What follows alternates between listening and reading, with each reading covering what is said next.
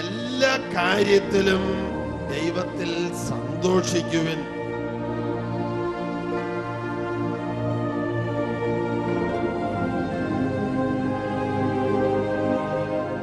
നിങ്ങൾ ആർക്കു വേണ്ടി ചോദിക്കുന്നുവോ ആ 10,000-ങ്ങൾക്ക് പരിശുദ്ധാത്മാവിന്റെ നിറവ് കൊടുക്കാൻ ദൈവം പദ്ധതിയിട്ടിരിക്കുന്നു. ഹല്ലേലൂയ.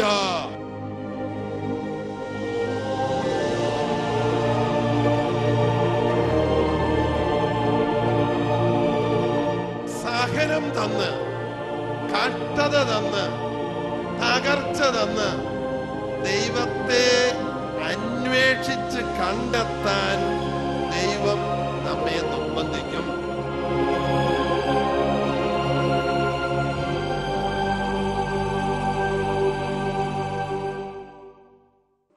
ദൈവം അനന്ത സ്നേഹമാണ്. 1 യോഹന്നാൻ 1:8 പിതാവായ ദൈവം അനന്ത സ്നേഹമാണ്, പുത്രനായ ദൈവം അനന്ത സ്നേഹമാണ്, പരിശുദ്ധാത്മാവായ ദൈവം അനന്ത സ്നേഹമാണ്. ത്രിയേക ദൈവം അനന്ത സ്നേഹമാണ്. ജെറമ്യ പ്രവചനം 31:3 അനന്തമായ സ്നേഹത്താൽ ഞാൻ നിന്നെ സ്നേഹിച്ചു, നിന്നോടുള്ള എന്റെ സ്നേഹം ശാശ്വതമാണ്, പിൻവലിക്കപ്പെടാവുന്നതല്ല. എന്തുകൊണ്ടാണ് ദൈവം അത്ഭുത രോഗശാന്തി നൽകുന്നത്? 1, ദൈവം അനന്ത സ്നേഹമാകുന്നത് കൊണ്ട്, നമ്മെ സ്നേഹിക്കുന്നത് കൊണ്ട്. അപ്പോ ഒരു ചോദ്യം ചോദിക്കാം, വേണമെങ്കിൽ ഈ രോഗമില്ലാതെ നമ്മളെ അങ്ങ് കാക്കാൻ പാടില്ലായിരുന്നോ? സമൃദ്ധി നൽകുമ്പോൾ വളരെ പേര് ദൈവത്തെ മറക്കുന്ന അനുഭവമാണ് ആദി മാതാപിതാക്കന്മാർ തൊട്ടുള്ള അനുഭവം. ദൈവം മനുഷ്യനെ സൃഷ്ടിച്ചപ്പോൾ പരിപൂർണതയിലാണ് സൃഷ്ടിച്ചത്, ഒരു കുറവുമില്ലാതെ. ഉൽപ്പത്തിയുടെ പുസ്തകം 1:26-28 എല്ലാവരും ഒന്ന് പറഞ്ഞേ. ഉൽപ്പത്തി 1:26-28 ദൈവം തന്റെ സാദൃശ്യത്തിൽ മനുഷ്യനെ സൃഷ്ടിച്ചു. ഒരു ചോദ്യം, ദൈവത്തിന്റെ സാദൃശ്യം എന്താണ്? ആരാണ്? പിതാവായ ദൈവത്തിന്റെയും പുത്രനായ ദൈവത്തിന്റെയും പരിശുദ്ധാത്മാവായ ദൈവത്തിന്റെയും പരിശുദ്ധ ത്രിത്വത്തിന്റെ ആകെത്തുകയാണ് യേശുക്രിസ്തു. ദൈവത്വത്തിന്റെ പൂർണ്ണത മുഴുവൻ യേശുവിൽ പദാർത്ഥ രൂപത്തിൽ മനുഷ്യരൂപത്തിൽ വസിക്കുന്നു എന്ന് കൊളോസ്സുകാർക്ക് എഴുതിയ ലേഖനം 2:9. യേശുക്രിസ്തു തന്നെ കുറിച്ച് തന്നെ വെളിപാടിന്റെ പുസ്തകം 1:17-18 പറയുന്നു, ഞാൻ ആദിയും അന്തവുമാകുന്നു. യേശുക്രിസ്തുവിന്റെ പ്രായം എത്രയാന്ന് ചോദിച്ചാൽ എന്നാ പറയും? അനാദി മുതൽ അനന്തത വരെയാണ്. യേശുവിന്റെ പ്രായം അനാദി മുതൽ അനന്തത വരെയാണ്. വെളിപാട് 1:17-18 പറയാണ്, ഞാൻ ആദിയും അന്തവുമാകുന്നു. മരിച്ചവനെങ്കിലും ഞാൻ ജീവിച്ചിരിക്കുന്നവനാകുന്നു. Hallelujah, hallelujah. ഒരു രാജകുമാരി, ഒരു മന്ത്രിയുടെ ഭാര്യ, രാജ്യം മുഴുവൻ സാമൂഹ്യ പ്രവർത്തനങ്ങളിൽ ഏർപ്പെട്ട് സൽപ്പേര് സമ്പാദിച്ച ഒരു സ്ത്രീ, ഒരു വേള അവളുടെ ഭർത്താവ് അവളോട് പറഞ്ഞു, എനിക്ക് നിന്നെ ഇഷ്ടമില്ല, നിന്നെ വേണ്ട. അതൊരു ഷോക്കായിരുന്നു. ജീവിതം തകർന്നു പോകുന്ന അനുഭവം.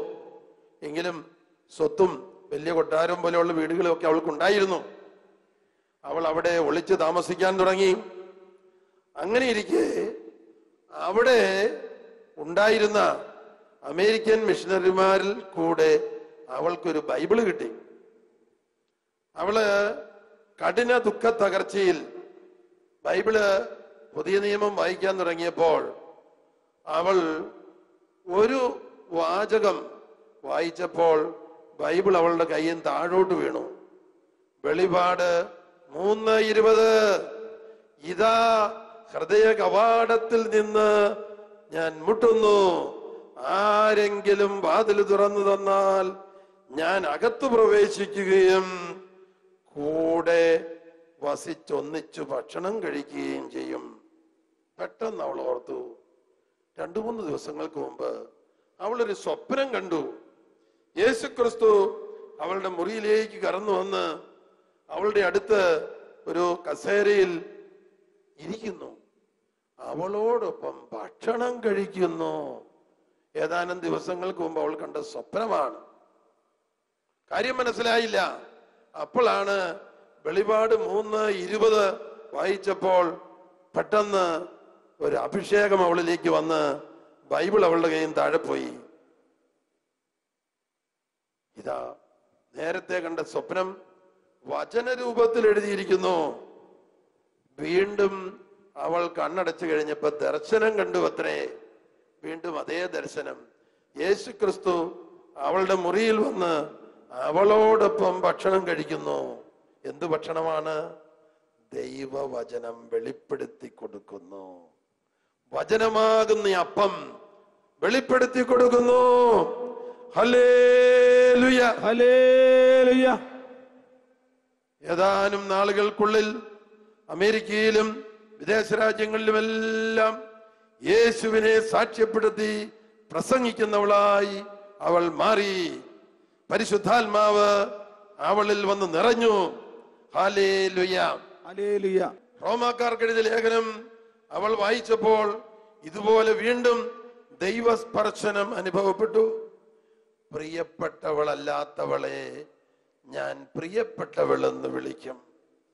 എന്റെ ജനമല്ലാത്തവരെ എന്റെ ജനമെന്ന് ഞാൻ വിളിക്കും. വചനം ഹൃദയത്തിലേക്ക് തറഞ്ഞു കയറുന്ന അനുഭവം, വചനം ഹൃദയത്തിൽ വന്ന് വസിക്കുന്ന അനുഭവം. എന്റെ ജനമല്ലാത്തവരെ എന്റെ ജനമെന്ന് ഞാൻ വിളിക്കും. പ്രിയപ്പെട്ടവളല്ലാത്തവളെ പ്രിയപ്പെട്ടവളെന്ന് ഞാൻ വിളിക്കും. വചനം കേൾക്കുമ്പോൾ വിശ്വാസത്തിന്റെ ദാനം, വിശ്വാസത്തിന്റെ ഉണർവ്, പ്രത്യാശയുടെ നിറവ് ലഭിക്കുകയാണ്. നമ്മളിൽ പലരും പല രീതിയിൽ രോഗികളായിരിക്കാനിടയുണ്ട്. ശരീരത്തിന്, മനസ്സിന്, വ്യക്തിബന്ധങ്ങൾക്കെല്ലാം മുറിവേറ്റവരായിരിക്കാനിടയുണ്ട്. അതെന്തിനു വേണ്ടിയാണ്? തങ്ങളുടെ സഹനങ്ങളെ ഓർത്ത് ആവലാതിപ്പെട്ട് സങ്കടപ്പെട്ട് നിരാശപ്പെട്ട് പിശാചിന് അടിമയാകാൻ വേണ്ടിയല്ല. പിന്നെയോ എന്റെ ഇപ്പോഴത്തെ സഹനം ദൈവം അറിയാത്ത സഹനമല്ല, അനന്ത സ്നേഹമായ അനന്ത നന്മയായ ദൈവം അറിയുന്ന സഹനമാണ്. എങ്കിൽ അതേതോ ഉപരി നന്മയ്ക്കു വേണ്ടിയാണ്. എന്താണ് ആ ഉപരി നന്മ? യെരമ്യാ പ്രവചനം 29:11 മുതൽ 14 വരെ, എനിക്ക് നിങ്ങളെ കുറിച്ചൊരു പദ്ധതിയുണ്ട്, അത് നിങ്ങളുടെ നാശത്തിനു വേണ്ടിയുള്ള പദ്ധതിയല്ല, പിന്നെയോ ക്ഷേമത്തിനു വേണ്ടിയുള്ള പദ്ധതിയാണ്. അപകർഷതയ്ക്കും ആകുലതയ്ക്കും ഭയത്തിനും തുടരെയുള്ള ദുഃഖത്തിനും ഒക്കെ അടിമയായിരുന്നൊരു വ്യക്തിയാണ് ഞാൻ. എന്നെ കുറിച്ച് തന്നെ എനിക്ക് മതിപ്പില്ലായിരുന്നു. എനിക്ക് കഴിവില്ല, ഒന്നിനും കൊള്ളുകയില്ല, മറ്റുള്ളവർ എന്നേക്കാൾ മെച്ചമാണ്. ഇങ്ങനെയുള്ള നുണകൾ നിരന്തരമായി സാത്താൻ എൻ്റെ മനസ്സിൽ പറഞ്ഞുകൊണ്ടിരുന്നു. അതിനാൽ തുടർച്ചയായിട്ട് ആ നുണ കേട്ട് ഞാൻ ദുഃഖത്തിന് അടിമയായി. എന്നാൽ വചനം പറയുന്നു, യെശയ്യാ 43:4, നീ എനിക്ക് വിലപ്പെട്ടവനും അമൂല്യനും ശ്രേഷ്ഠനുമാണ്.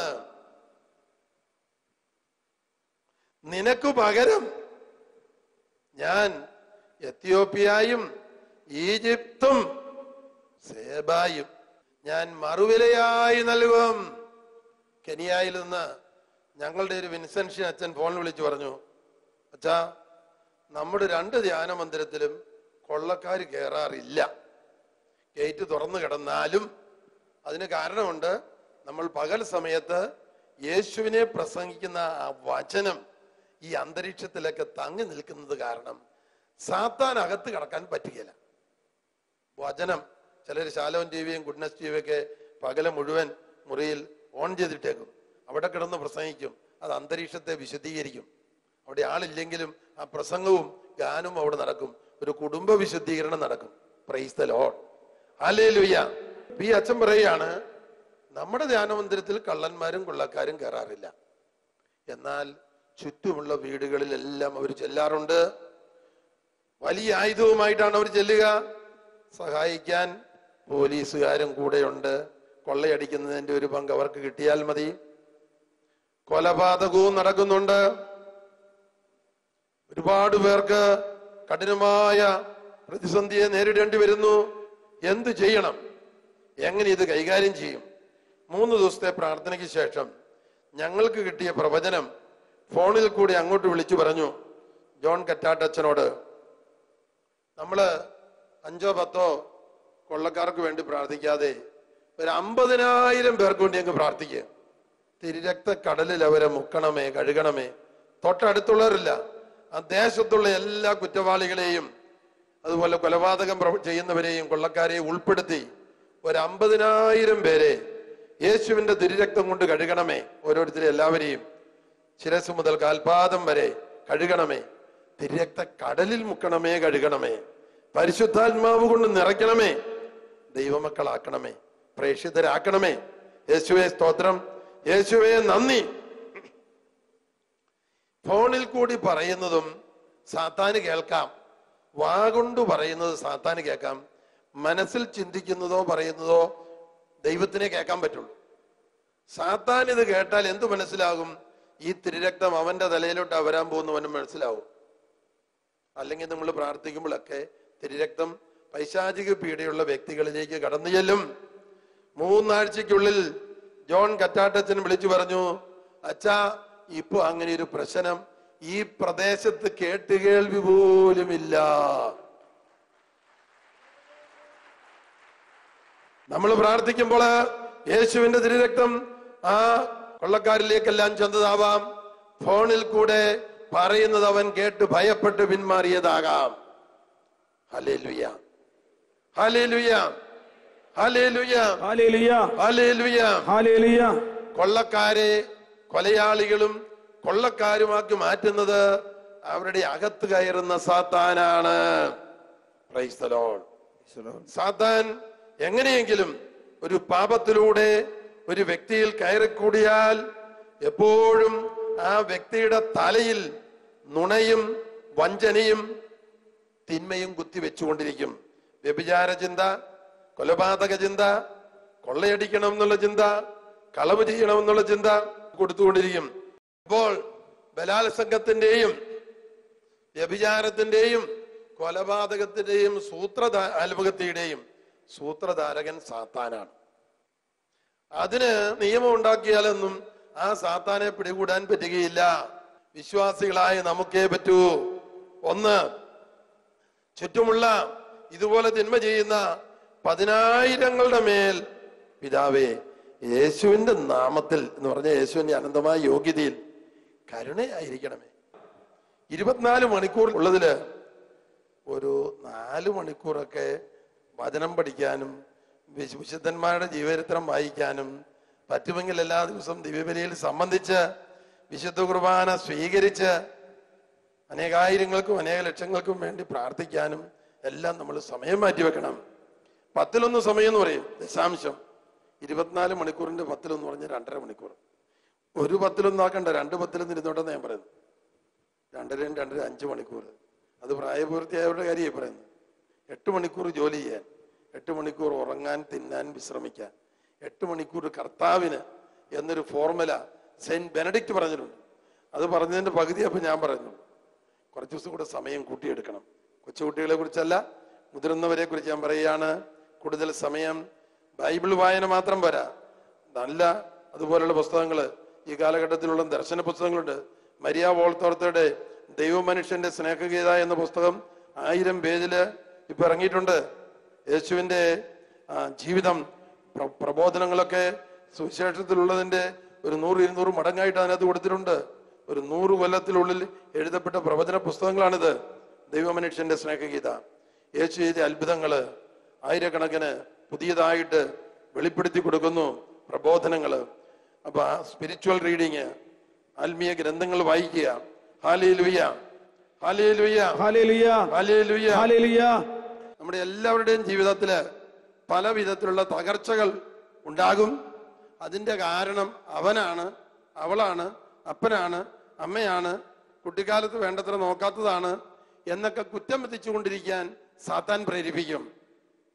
നമുക്ക് ഏതെങ്കിലും തരത്തിലുള്ള തകർച്ചയുണ്ടെങ്കിൽ ദൈവം പറയുന്നത് ഇതാണ്: മുറിവേൽപ്പിക്കുന്നതും വച്ചു കെട്ടുന്നതും ഞാൻ തന്നെ. എന്തിനാണ് നല്ലവനായ സർവശക്തനായ അനന്ത സ്നേഹമായ ദൈവം നമ്മുടെ ജീവിതത്തില് തകർച്ചകളും പരാജയങ്ങളും കുരിശുകളും സഹനങ്ങളും അനുവദിക്കുന്നത്? അപ്പോസ്തല പ്രവർത്തനം 17:27. ഇത് ഒരുപക്ഷെ മനുഷ്യർ ദൈവത്തെ അന്വേഷിച്ച് കണ്ടെത്തുന്നതിന് വേണ്ടിയാണ്. യുദ്ധത്തിൽ പരിക്കേറ്റ് കാലൊടിഞ്ഞ് ആശുപത്രിയിൽ കഴിഞ്ഞ കാലത്ത് ഇഗ്നേഷ്യസ് ലോയോള എന്ന പട്ടാളക്കാരൻ എന്തെങ്കിലും പുസ്തകം വായിക്കാൻ ചോദിച്ചു. സിനിമാ മാസികയാണ് ഉദ്ദേശിച്ചെങ്കിലും കിട്ടിയത് ബൈബിളും വിശുദ്ധന്മാരുടെ ജീവചരിത്രവും. അത് വായിച്ച് ആ പട്ടാളക്കാരൻ മാനസാന്തരപ്പെട്ടു. ഇനി രാജാവിന്റെ പടയാളിയായി ഞാൻ കഴിയുകയില്ല, രാജാക്കന്മാരുടെ രാജാവായ യേശുവിന്റെ പടയാളിയാകും. അദ്ദേഹമാണ് വിശ്രുതമായ ലോകം മുഴുവൻ വ്യാപിച്ച ഈശോ സഭ, സൊസൈറ്റി ഓഫ് ജീസസ് സ്ഥാപിച്ചത്. അദ്ദേഹത്തിന്റെ സന്യാസ സഭയിൽപ്പെട്ട ആളാണ് ഇപ്പോഴത്തെ മാർപ്പാപ്പ ഫ്രാൻസിസ് പാപ്പ, Francis Xavier, saint Francis Xavier. അനേകം വിശുദ്ധര്, അനേകം മിഷണറിമാര്, അനേകം 1000 പേര് അദ്ദേഹത്തിന്റെ സ്ഥാപിച്ച സന്യാസ സഭയിൽ ചേർന്നയാളാണ്. അദ്ദേഹം തൻ്റെ ലക്ഷ്യമായിട്ട് ഇങ്ങനെ തിരഞ്ഞെടുത്തു: ആദ് മയോരം ഗ്ലോറിയാം ദേയി, ഞാൻ ഇനി ജീവിക്കുന്നത് ദൈവത്തിന്റെ ഉപരിമഹത്വത്തിന് വേണ്ടിയായിരിക്കും. ഹല്ലേലൂയ. അപ്പോൾ ദൈവം തകർച്ചകൾ അനുവദിക്കുന്നത് ഉപരി നന്മയ്ക്ക് വേണ്ടി മാറ്റാൻ വേണ്ടിയാണ്. റോമാക്കാർക്ക് എഴുതിയ ലേഖനം 8:28, ദൈവത്തെ സ്നേഹിക്കുന്നവർക്ക്, തന്റെ പദ്ധതി അനുസരിച്ച് വിളിക്കപ്പെട്ടവർക്ക് ദൈവം എല്ലാം നന്മയ്ക്കു വേണ്ടി മാറ്റുമെന്ന് നമുക്കറിയാമല്ലോ. ഇത് പൗലോസ്ലീഹ പരിശുദ്ധാത്മാവിനാൽ പ്രേരിതരായിട്ട് എഴുതുമ്പോ നമ്മുടെ കൺമുമ്പിൽ ഈശോയുടെ കുരിശുമരണം നിൽക്കുന്നുണ്ട്. പിതാവായ ദൈവം തന്റെ ഏകപുത്രന് പാപം ഇല്ലാത്തവനായ യേശുവിനെ ഒരു പാപപിണ്ഡമാക്കി മാറ്റി കുരിശിൽ തറച്ചു. കുരിശുമരണം അനുവദിച്ചത് എന്തുകൊണ്ട്? ദുഃഖവള്ളിക്ക് ശേഷം ഉയർപ്പു ഞായർ നൽകാനുള്ള പദ്ധതി. മരിച്ചുയർത്ത കർത്താവ് ഒരേ സമയത്ത് 220 കോടി വിശ്വാസികളുടെ ഉള്ളിലുണ്ട്. 220 കോടി വിശ്വസിക്കുന്ന എല്ലാവരുടെയും ഉള്ളിലേക്ക് അവിടുന്ന് കടന്നു വരും. ഒന്ന് കൈയടിച്ച് കർത്താവിന് നന്ദി പറഞ്ഞേ. മത്തായി 28:20, ഇതാ ലോകാവസാനത്തോളം ഞാൻ നിങ്ങളോട് കൂടി ഉണ്ടായിരിക്കും. Hallelujah, hallelujah. മത്തായി 18:20, 2-3 പേര് എന്റെ നാമത്തിൽ എപ്പോൾ എവിടെയെങ്കിലും ഒരുമിച്ച് കൂടിയാൽ, ആ വിശ്വാസം ഏറ്റുപറഞ്ഞാൽ ഞാൻ അവരുടെ മധ്യത്തിലേക്ക് വരും. സങ്കീർത്തനം 145:18 തന്നെ വിളിച്ചപേക്ഷിക്കുന്ന എല്ലാവർക്കും കർത്താവ് സമീപസ്ഥനാണ്. യേശുവേ എന്ന് വിളിച്ചാൽ. ഒരിക്കല് ഒരു കന്യാസ്ത്രീ ബോധം കെട്ട് കുറെ ദിവസം ഇങ്ങനെ കിടക്കുകയാണ്. അപ്പോ നമ്മുടെ ധ്യാനമന്ദിരത്തില് ശുശ്രൂഷ ചെയ്യുന്ന മേരി പൈനാടത്ത് ആ കന്യാസ്ത്രീയെ കാണാനായിട്ട് ചെന്നു. അവരിങ്ങനെ ബോധം കെട്ട് കിടക്കാൻ തുടങ്ങിയിട്ട് നാള് കുറയായി. മേരി പൈനാടത്ത് മേരി ടീച്ചറിന്റെ ഉള്ളില് ആരോ എന്തോ പറയുന്നത് പോലെ തോന്നി. മേരി ടീച്ചർ ആ സിസ്റ്ററിനെ പേര് ചൊല്ലി വിളിച്ചു. ഈശോയുടെ നാമത്തിൽ തെക്ലാമേ കണ്ണു തുറക്കാൻ പറഞ്ഞു. കണ്ണു തുറന്നു. പരിശുദ്ധാത്മാവ് പ്രേരിപ്പിച്ചത് പോലെ പറഞ്ഞത് കൊണ്ടാ, ചുമ്മാ ഊഹവെടിയല്ല. ആത്മാവിന്റെ പ്രേരണയിൽ ഇങ്ങനെ പറഞ്ഞു, ഈശോയുടെ നാമത്തിൽ തെക്ലാമേ കണ്ണു തുറക്ക്. കണ്ണു തുറന്നു, ബോധം കിട്ടി. അപ്പോൾ ഒരു പുതിയ കാര്യം നമ്മളെ പഠിപ്പിക്കുകയാണ്. നമ്മൾ എല്ലാ കാര്യങ്ങളും ചെയ്യുന്നത് പരിശുദ്ധാത്മാവിന്റെ പ്രേരണയിലായിരിക്കണം. അത്ഭുതങ്ങൾ സംഭവിക്കാൻ പ്രാർത്ഥിക്കണം, രോഗശാന്തിക്ക് വേണ്ടി പ്രാർത്ഥിക്കണം. ഇതെല്ലാം നമ്മൾ ചെയ്യേണ്ടത് യേശുവിന്റെ നാമത്തിലാണ്, പരിശുദ്ധാത്മാവിന്റെ പ്രേരണയിലാണ്. ഹല്ലേലൂയ. ലാസർ മരിച്ചിട്ട് 4-ാം ദിവസം, മരിക്കുന്നതിന് മുമ്പ് ലാസറിന്റെ പെങ്ങന്മാര് മർത്തായും മറിയവും കുതിരപ്പുറത്ത് ആളെ വിട്ടു യേശു ഉള്ള സ്ഥലത്തേക്ക്. നീ സ്നേഹിക്കുന്നവൻ രോഗിയാണ്, എങ്ങനെയെങ്കിലും വളരെ വേഗം വരണം. ഈശോ പോയില്ല. എന്നാൽ 4-ാം ദിവസം പറഞ്ഞു, ലാസർ ഉറങ്ങുകയാണ്, അവനെ ഉണർത്താൻ ഞാൻ പോവുകയാണ്. അപ്പൊ തോമാസ് പറഞ്ഞു, നമുക്കും പോയി അവനോടുകൂടി മരിക്കാം. ആ പോക്ക് ലാസറിനെ സംസ്കരിച്ചു കഴിഞ്ഞിരുന്നു.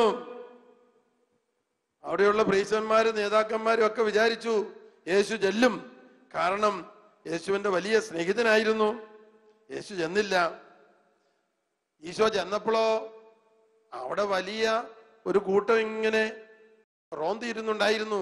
ഈശോ വരും, ഉയർപ്പിക്കാൻ ഇടയുണ്ട് എന്ന് ഭയം അവർക്കുണ്ടായിരുന്നു, യേശുവിന്റെ ശത്രുക്കൾക്ക്. ഈശോ മർത്തായോടും മറിയത്തോടും പറഞ്ഞു, നമുക്ക് ശവകുടീരത്തിലേക്ക് പോകാം. ശവകുടീരത്തിൽ ചെന്നപ്പോൾ ഈശോ പറഞ്ഞു, അവനെ അടക്കിയിരിക്കുന്ന കല്ലറയുടെ വലിയ കല്ല് മാറ്റുക. അപ്പോൾ അവർ തടഞ്ഞു. ഇപ്പോൾ 4-ാം ദിവസമാണ്, ദുർഗന്ധമുണ്ടാകും. ഈശോ പറഞ്ഞു, എന്നിൽ വിശ്വസിക്കുന്നവർ മരിച്ചാലും ജീവിക്കും. അവർ കല്ലെടുത്തു മാറ്റി. ഈശോ പിതാവിന് നന്ദി പറഞ്ഞു. ഇതുവരെയുള്ള എന്റെ പ്രാർത്ഥന നീ കേട്ടു, നന്ദി പറയുന്നു. ഇപ്പോൾ ഈ നിൽക്കുന്ന എല്ലാവരും വിശ്വസിക്കേണ്ടതിനായിട്ട് ലാസറേ പുറത്തു വരിക. മരിച്ച ലാസറിന്റെ ആത്മാവ് തിരിച്ചു വന്ന് ശരീരത്തിൽ പ്രവേശിച്ചു. ലാസർ ജീവനുള്ളവനായി, ശരീരം മുഴുവൻ വസ്ത്രത്താൽ പൊതിഞ്ഞ് കെട്ടപ്പെട്ടവനായി പുറത്തേക്ക് വന്നു. ഈശോ പറഞ്ഞു, അവന്റെ കെട്ടഴിച്ചു മാറ്റുക. ചീഞ്ഞഴിഞ്ഞ മാംസകഷ്ണങ്ങൾ താഴേക്ക് വീണു. എന്നാൽ അവനൊരു പുതിയ മനുഷ്യരൂപം അല്ലെങ്കിൽ മാംസലത്വം കൈവന്നു. ഹല്ലേലൂയ. യേശുവേ നന്ദി. യേശുവേ നന്ദി. നമ്മളെയും മരിച്ച അവസ്ഥയിൽ നിന്ന് ദൈവം ഉയർപ്പിക്കുകയാണ്. എന്താണ് മരിച്ച അവസ്ഥ? ഓരോ അതും ഇതും വിചാരിച്ച് ദുഃഖിക്കുക. വെറുതെ ഇരുന്ന ഉടനെ സാത്താൻ വന്ന് തലയെ കയറി. നീ അതോർത്ത് ദുഃഖിച്ചോ, ഇതോർത്ത് ദുഃഖിച്ചോ? 10 കൊല്ലം മുമ്പ് അങ്ങനെ നടന്നില്ലേ, അതോർത്ത് ദുഃഖിക്കുക. 20 കൊല്ലം മുമ്പ് നീ ഒരു മണ്ടത്തരം കാണിച്ചില്ലേ, അതോർത്ത് ദുഃഖിക്കുക. നിന്റെ വീട്ടുകാർ നിന്നെ കുറ്റം പറഞ്ഞില്ലേ, അതോർത്ത് ദുഃഖിക്കുക. നീ ആത്മഹത്യ ചെയ്തു. ഇതാണ് സാത്താന്റെ പ്രമേയം. നമ്മൾ എന്ത് പറയണം? ഇപ്പോൾ ഉള്ളതിന്റെ 10,000 മടങ്ങ് പ്രശ്നം വന്നാലും ഞാൻ ദുഃഖിക്കുകയില്ല, ഞാൻ സ്തുതിക്കുകയേ ഉള്ളൂ എല്ലാ തിന്മയിൽ നിന്നും നന്മയുളവാക്കുവാൻ ശക്തനാണ് എൻ്റെ ദൈവം. ഞാൻ ഇപ്പോഴത്തെ തിന്മകളെ പ്രതി സ്തുതിച്ച് പരിശുദ്ധാത്മാവോട് നിറയും. ഇതുപോലെ തകർച്ചയുള്ള 10,000-ങ്ങൾക്ക് വേണ്ടി ഞാൻ പ്രാർത്ഥിക്കും. അവരും പരിശുദ്ധാത്മാവ് കൊണ്ട് നിറയും. Hallelujah, hallelujah. പ്രിയപ്പെട്ടവരെ, ജീവിക്കുന്ന ദൈവത്തിന്റെ ജീവനുള്ള വചനം നമ്മൾ കേട്ടുകൊണ്ടിരിക്കുകയാണ്. അതിനാല് യെശയ്യാ പ്രവചനം 60:1-2 നാം വായിക്കുന്നു, ഉണർന്നു പ്രക്ഷോഭിക്കുക, നീ ഇനി മരിച്ചവനെ പോലെ കഴിയരുത്. നിന്റെ ദൈവം മരിച്ചവനെ ഉയർപ്പിക്കുന്നവനാണ്, തകർച്ചയിൽ നിന്ന് ഉയർച്ച കൊണ്ടുവരുന്നവനാണ്. ഓരോ രാത്രിക്ക് ശേഷവും പുതിയ പകൽ കൊണ്ടുവരുന്നവനാണ്. ദുഃഖവെള്ളിക്ക് ശേഷം ഉയർപ്പ് ഞായർ കൊണ്ടുവരുന്നവനാണ്. അതിനാൽ നിന്റെ ബലഹീനതയെ ഓർത്ത്, നിന്റെ പരാജയത്തെ ഓർത്ത് നീ സ്തുതിക്കണം. സ്തുതിച്ച് പരിശുദ്ധാത്മാവ് കൊണ്ട് നിറയണം. ഇതുപോലെ തകർച്ചയുള്ള 1000-ങ്ങൾക്കും 10,000-ങ്ങൾക്കും അനേക ലക്ഷങ്ങൾക്കും വേണ്ടി പ്രാർത്ഥിക്കുക.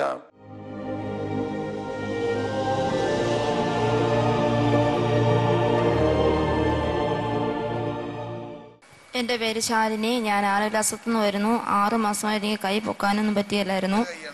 വലത് കൈയ്യ് പൂർണ്ണമായിട്ട് എനിക്ക് മാറിയതായി എനിക്ക് അനുഭവം ഉണ്ടായി. മരുന്ന് വാങ്ങിക്കാൻ എല്ലാവരും പറഞ്ഞു. പക്ഷേ ഞാൻ ധ്യാനം കൂടിയിട്ട് വന്നേ മരുന്ന് വാങ്ങിക്കുന്നുള്ളെന്ന് പൂർണ്ണമായിട്ട് എല്ലാവരോടും പറഞ്ഞിരുന്നു. ശരിക്കും പൊക്കാൻ പറ്റുന്നു. എൻ്റെ പേര് ജോയ്. ഞാൻ പാലായിൽ നിന്ന് വരുന്നു. എൻ്റെ പെടലിയുടെ ഈ സൈഡ് മുതൽ തളർച്ച പോലെ എനിക്ക് സ്വാധീനം കുറവുണ്ടായിരുന്നു. നടക്കാനും മുട്ടുമടങ്ങിയല്ല, നടുവേദന, ഭയങ്കര നടുവേദനയായിരുന്നു. ഇപ്പോൾ എല്ലാം സുഖമായി.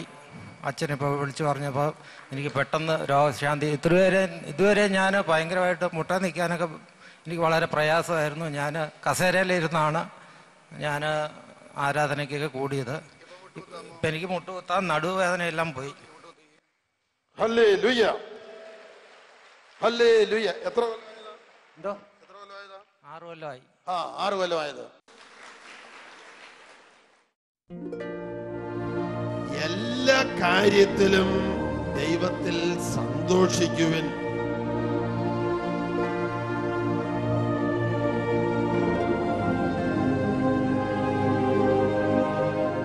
നിങ്ങൾ ആർക്കു വേണ്ടി ചോദിക്കുന്നുവോ ആ 10,000-ങ്ങൾക്ക് പരിശുദ്ധാത്മാവിന്റെ നിറവ് കൊടുക്കാൻ ദൈവം പദ്ധതിയിട്ടിരിക്കുന്നു. ഹല്ലേലൂയ.